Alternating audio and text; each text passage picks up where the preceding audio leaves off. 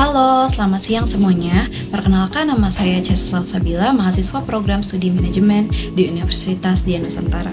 Pada kesempatan kali ini, saya akan mempresentasikan tugas besar mata kuliah Etika dan Hukum Bisnis dengan judul materi kontrak dalam dunia bisnis. Dalam presentasi ini, saya akan membahas pentingnya kontrak sebagai dasar hukum dan etika dalam hubungan bisnis, serta bagaimana kontrak berperan dalam menjaga kepercayaan dan kelancaran transaksi antar pelaku usaha. Jadi, pengertian kontrak itu sendiri, kontrak itu merupakan perjanjian atau kesepakatan yang dibuat oleh dua pihak ataupun lebih yang menimbulkan akibat hukum. Dalam dunia bisnis, kontrak menjadi alat yang legal untuk menetapkan hak dan kewajiban antara pelaku usaha dalam aktivitas bisnisnya. Jadi, kontrak itu sendiri akan menjadi sebuah fondasi hukum yang memastikan kelancaran dan kepastian dalam setiap transaksi. Pentingnya kontrak dalam bisnis. Dalam teori ekonomi, khususnya pemasaran, pertukaran adalah proses di mana dua pihak atau lebih saling memberikan sesuatu yang bernilai. Perusahaan akan menawarkan produk atau jasa, sementara konsumen akan memberikan imbalan berupa uang. Kontrak akan menjadi alat yang mengikat kedua belah pihak ini untuk memenuhi kewajiban masing-masing, sehingga menciptakan kepercayaan dan stabilitas dalam hubungan bisnis. Kontrak itu dapat berupa lisan maupun tulisan. Keduanya itu mempunyai kekuatan yang sama, meskipun dalam praktiknya kontrak tertulis lebih disukai karena dapat menjadi alat bukti yang kuat jika terjadi sengketa. Konsekuensi hukum dari kontrak. Kontrak yang sah memiliki kekuatan hukum yang mengikat para pihak. Jika salah satu pihak tidak melaksanakan kewajibannya sesuai dengan isi kontrak, maka pihak lainnya dapat menuntut pemenuhan kewajiban tersebut atau meminta ganti rugi melalui jalur hukum. Selain itu, kontrak juga dapat dijadikan sebagai alat bukti di pengadilan apabila terjadi sengketa antara kedua belah pihak. Unsur-unsur pada kontrak. Suatu kontrak yang sah dan mengikat secara hukum harus memenuhi beberapa unsur pokok, diantaranya yaitu kesepakatan para pihak. Kesepakatan ini merupakan persetujuan yang bebas dan sukarela dari semua pihak yang terlibat dalam kontrak. Tidak boleh ada unsur paksaan, penipuan, atau kesalahan yang mempengaruhi kesepakatan tersebut. Yang kedua yaitu kecakapan hukum. Para pihak yang membuat kontrak harus memiliki kapasitas atau kemampuan hukum. Artinya, mereka sudah dewasa dan sehat pikiran sehingga dianggap cakap untuk membuat sebuah perjanjian. Jika salah satu pihak tidak memenuhi syarat, maka kontrak tersebut dapat dibatalkan.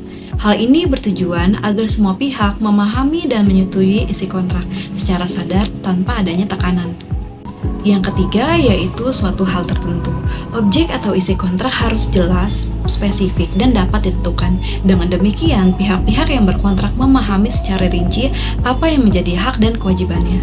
Yang keempat yaitu sebab yang halal. Isi kontrak tidak boleh bertentangan dengan hukum yang berlaku, ketertiban umum, atau norma kesusilaan. Kontrak yang berisi hal-hal yang melanggar ketentuan tersebut tidak dapat dianggap sah. Fungsi kontrak dalam bisnis. Yang pertama yaitu menjamin kepastian hukum.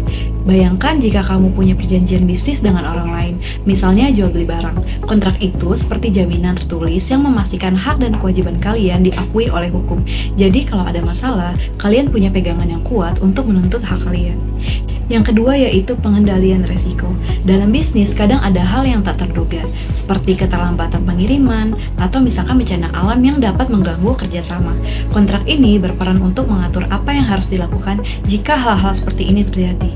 Jadi risiko bisa diminimalisir dan semua pihak tahu langkah yang tepat untuk dilakukan. Nah, yang ketiga yaitu instrumen negosiasi. Kontrak juga ibarat alat negosiasi yang membantu kedua pihak untuk mencapai kesepakatan yang saling menguntungkan, bukan cuma menang satu pihak saja.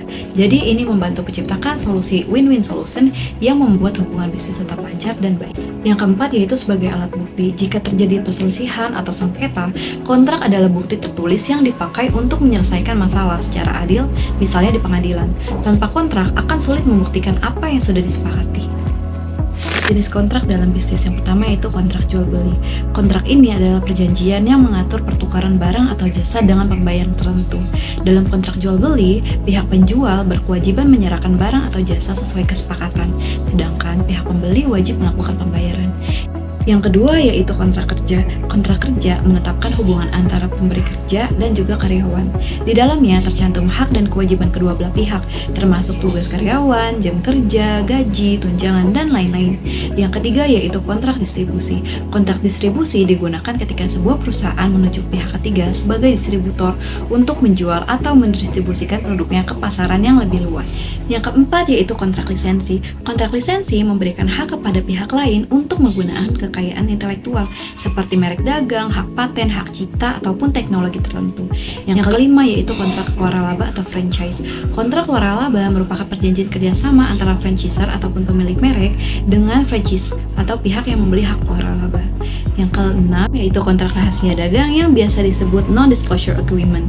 Kontrak ini digunakan untuk melindungi informasi rahasia atau sensitif yang tidak boleh disebarkan kepada pihak lain. Jadi kesimpulan dari materi yang saya sampaikan hari ini yaitu kontrak dalam bisnis merupakan dasar hukum yang sangat penting untuk menjamin kepastian, keadilan, dan perlindungan bagi semua pihak yang terlibat. Dengan kontrak, hak dan kewajiban dapat diatur dengan jelas, risiko dapat diminimalisir, dan kerjasama dapat berjalan secara profesional.